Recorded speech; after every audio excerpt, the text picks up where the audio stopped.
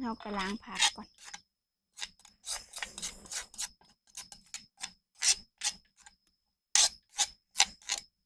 เผ็ดหน่อย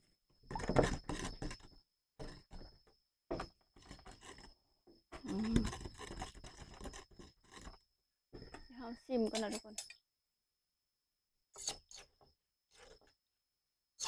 ชิมน้ำปลาก่อนว่า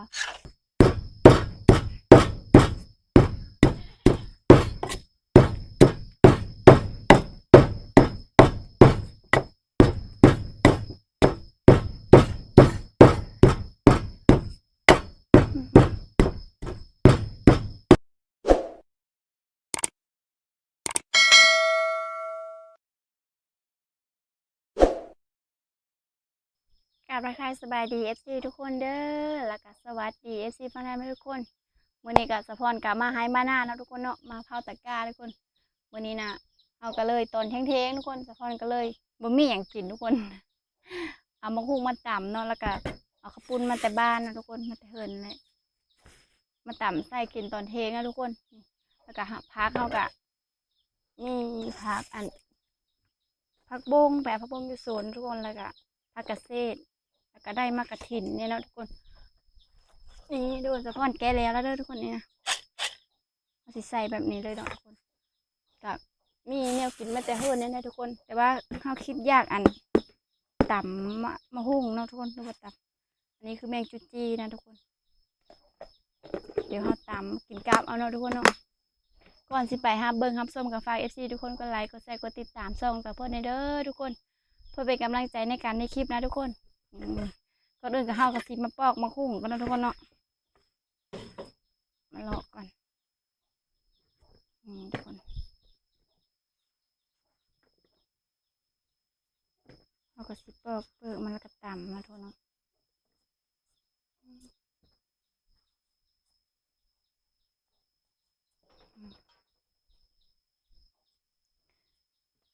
ฝนก็ยังบ่ทันตกทุกคนเลยยังแดดอยู่บ้านสะพอนนั้นยังบ่ได้ดำหน้าอยู่ตกกาน่ะได้ละเดินนึงทุกคนตกกาประมาณเดิน6ทุกคนเลยนี่ก็เดิน7แล้วทุกคนได้เดินกว่าแล้วนะทุกคนเดิน5เดิน6ก็ตกกานะทุกคนแถวบ้านใกล้เข่งนะเขาเจ้าดำมาเลยทุกคนเพราะว่าฝนนะตกบนท้องฟ้าทุกคนเนาะเพราะบ้านสะพอนนะยังอันตกแบบบ่แห้งทุกคนเลยน้ำยังบ่ได้อ่างอ่างขันเนาะยังบ่ได้เป็นตะดำกาใกล้สิบังแล้วทุกคนสอบพอฝนตกงามนั่นสิกาใกล้สิพอดำมาแต่ว่าฝนยังบ่ตกอยู่สิแรงบ่เนาะทุกคนเจ้าก็ยังโง่ควายกะบางเจ้าก็จับมืดแล้วทุกคนบางเจ้าก็ยังบ่ได้จับมืดเท่ากับมาเฝ้าเนาะเฮาโหนะทุกคนโหแต่ว่ายามมันเข้ายามมันดองเข้าแบบนี้เฮากับมาเฝ้าตอนกลางเว้นก็ทุกคนเลยวันนี้เอามากินข้าวอยู่ต่หน้าเลย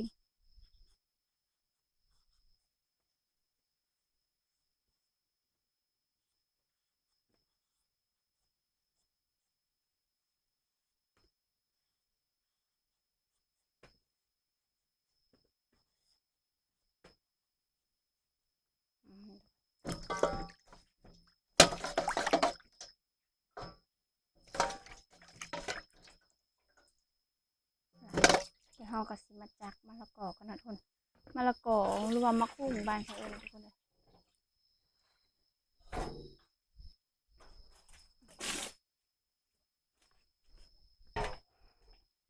เฮาก็จักแบบนี้เลยทุกคน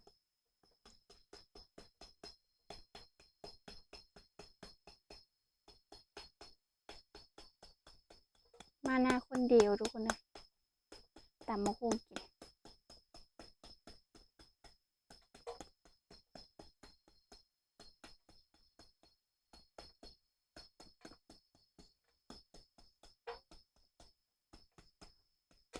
ก็ซับ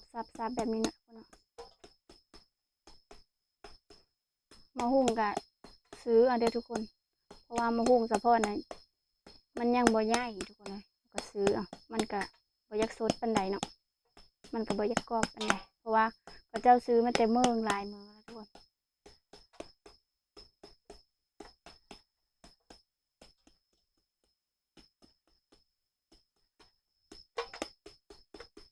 เดี๋ยวก่อนเราก็สิมาซอยสะพอนสิตามใส่เส้นเนาะ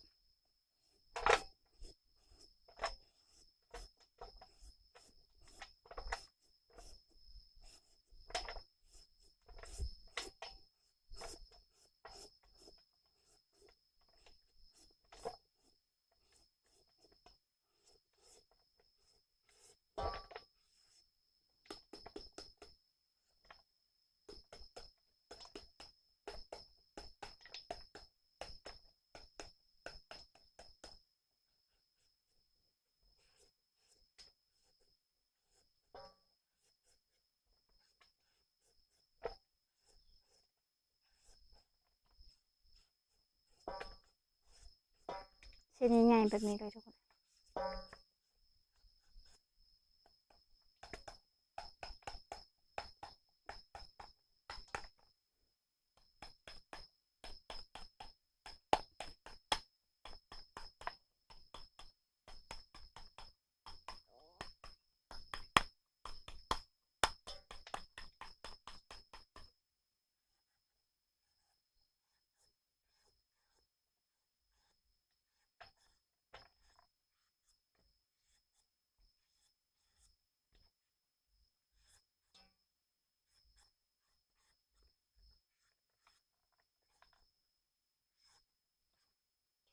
ทุกคนหน่วยมันตกใส่ละสิขมไปจักหน่อยทุกคนเฮ็ดหน่วยมันเฮ็ดได้มันตกใส่แล้วเอาของอ้อชิมเลยไหนมันน้อยๆ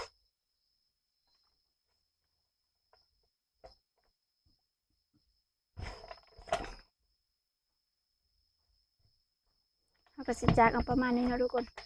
เดี๋ยวเราสิมาตำแล้วก็เราสิตำใส่เส้นเนี่ย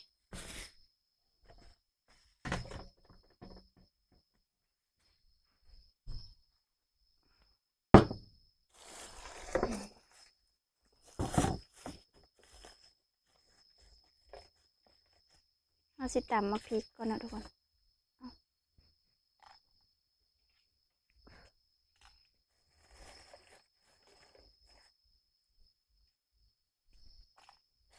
เราสิบ่เอ็ดรสชาติเผ็ดปานใดนะทุกคนเนาะนี่มากินบ่เผ็ด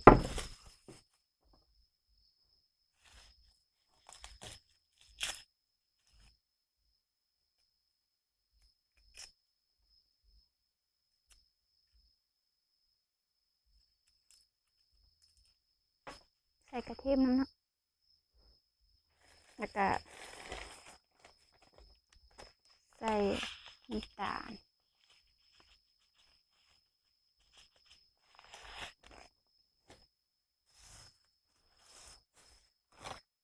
แตงโมหมดแล้วพี่จักทุกคนเลย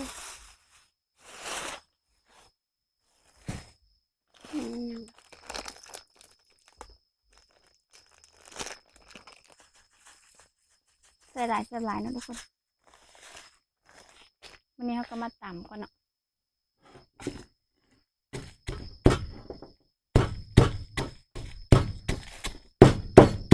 นี่มีกะปิใส่ทุกคนเลย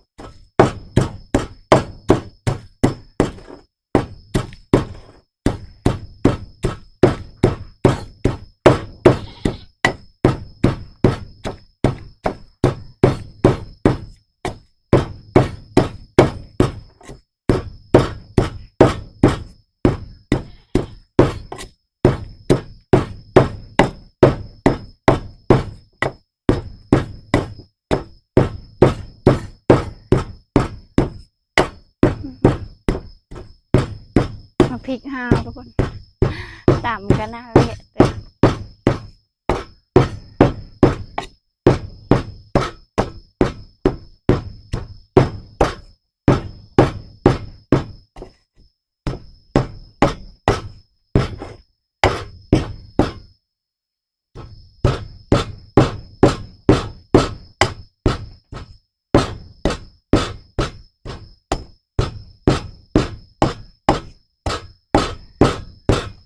ทุกคนวันนี้เขาก็ใส่มะนาวก่อนทุกคน ใส่ละมะนาวค่อย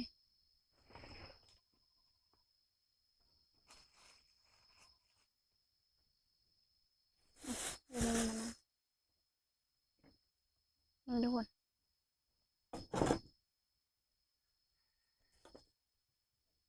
ตามแบบรสชาติแบบเอาส้มๆหวานๆนะทุกคนเนาะถ้ามะนาวนี่เป็นน้ำคักเลยทุกคนนะเสียดายบ่มีมักเล่นเนาะ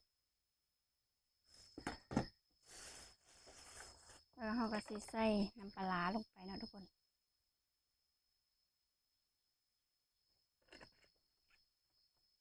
ก็ใส่น้ำปลาลงไปหน่อยนึงนะทุกคนเนาะ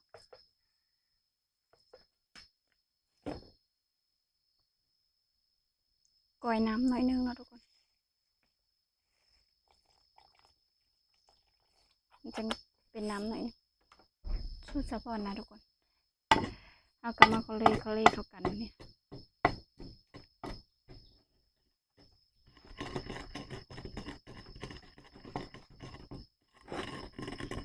นี่ทุกคนมันก็จะเป็นน้ำตึงเรื่องแบบนี้เนาะ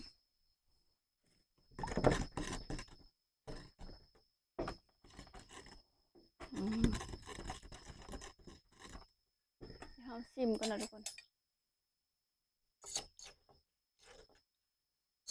ชิมน้ำปลาก่อนว่ารสชาติมันเป็นยังไงเนาะเดี๋ยวห้ามบ่พอก็เติมใส่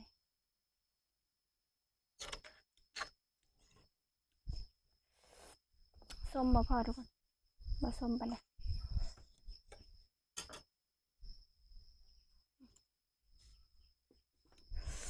นี่ทุกคนเอากับสีโหยหน่อยมักกะทิลงไปก่อนเนาะ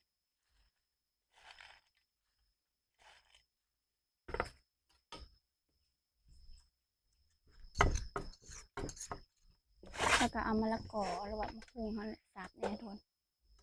ลงไปเลย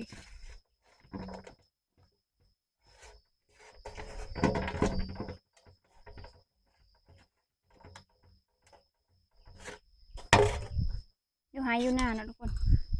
บ่ต้องอย่างมากมายเด้อมีอย่างก็ใส่ไปเนี่ย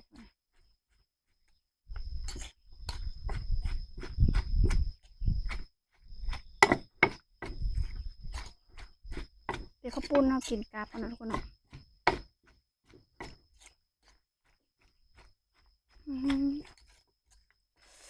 น้ำลายไหลเลยทุกคน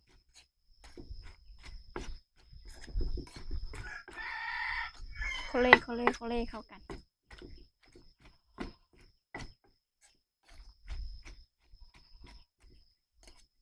เราสิใส่นมจีนผัดหลายเติบเลยทุกคนเดี๋ยวกินกาบเอาก็ได้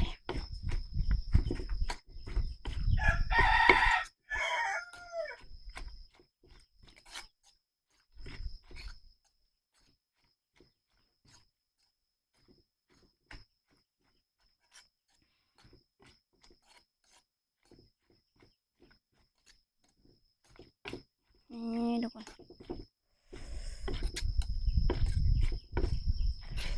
เดี๋ยวสปอนซิมกันนะทุกคนเลยในมะกะทิหลายขนาดทุกคน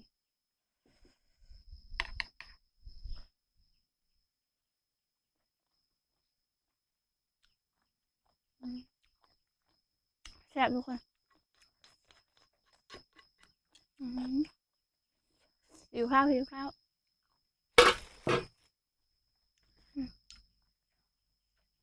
เราจะใส่ในมะกะทินี้นะทุกคนแบบนี้เลยทุกคนใส่หลาย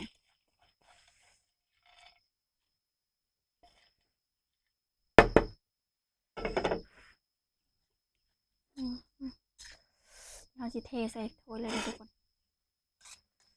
เราไปล้างผักก่อน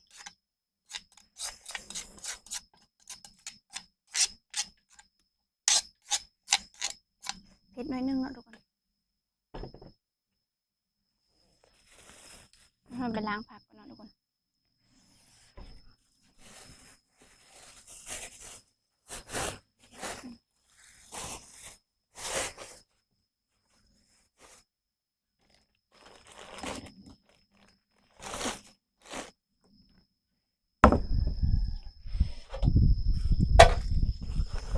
นี่ทุกคน มีหมากกระถินหมากหยังผักกีกับผักบง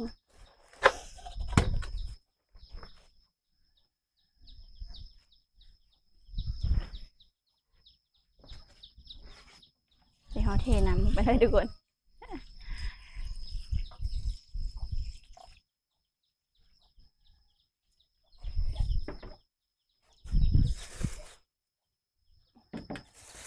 เดี๋ยวตังกันเนาะเดี๋ยวเขาล้างโต๊ะ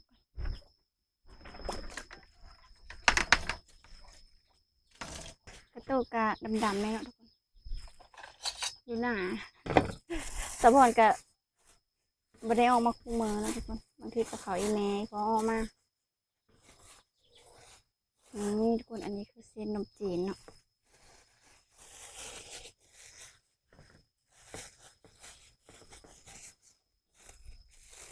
นี่ทุกคน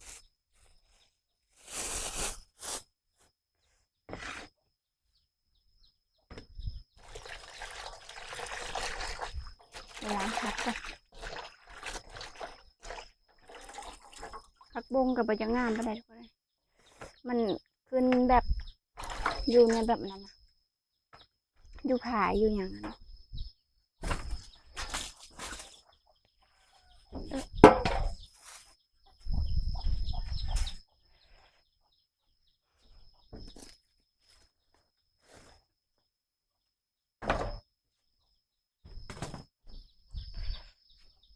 ฮ้อนทุกคน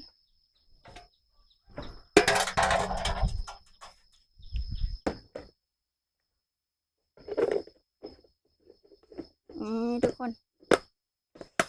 มากินข้าวเทงน้ำกันทุกคนเมนูเฮามันนี่ก็มีตำมะฮุ่งหรือว่าตำมะละกอเนาะแล้วก็มีข้าวปุ้นหรือว่าขนมจีนมีเส้นนะทุกคนแล้วก็นี่ทุกคนอันนี้คือแมงจุจีนะทุกคนเราเคยกินนะแมงจุจีน้อยแบบเฮาไปก้านกลางคืนแล้วก็ไปฮุบเอามันอยู่ในกองขี้ควายนะทุกคนแล้วเฮาก็ไปไล่น้ำมาโคกินนะทุกคนเนาะแซ่บนะทุกคนมันมาไอ้ที่ทุกคนกินน้ำกันกินกับข้าวเหนียวทุกคนข้าวเต็มจิบผักเขาก่อนผักเกษตรกินกับตำฮงแซ่บเลยทุกคน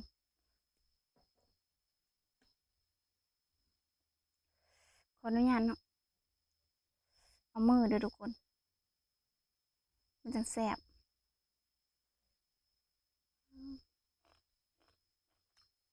แซ่บ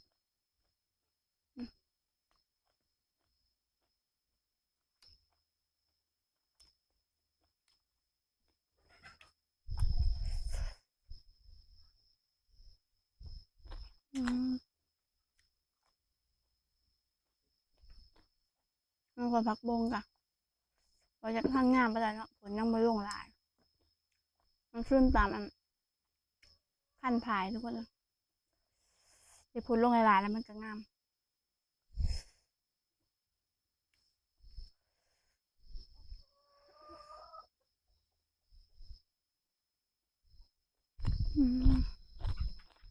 แซ่บทุกคนมันก็จีอ่ะ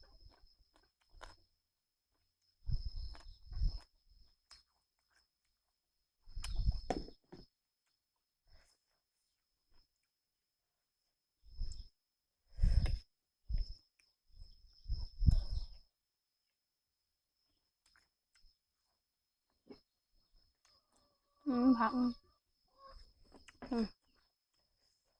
น่ากระถินอ่อนไอ้ทุกคน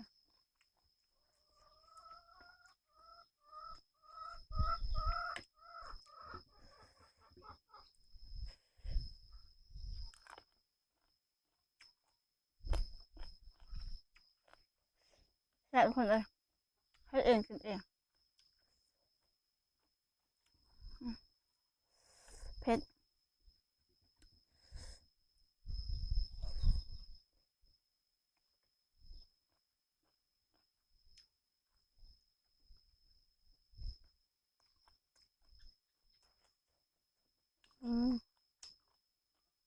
ผักกระเซ็ดลำมัน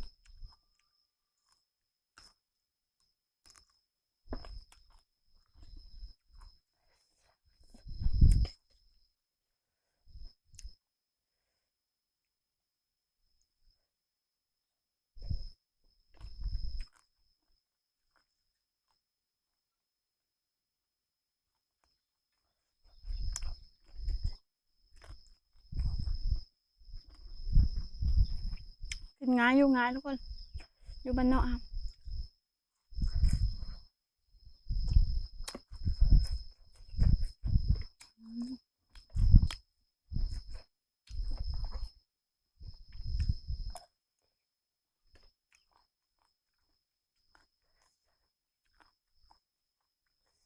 ทุกคน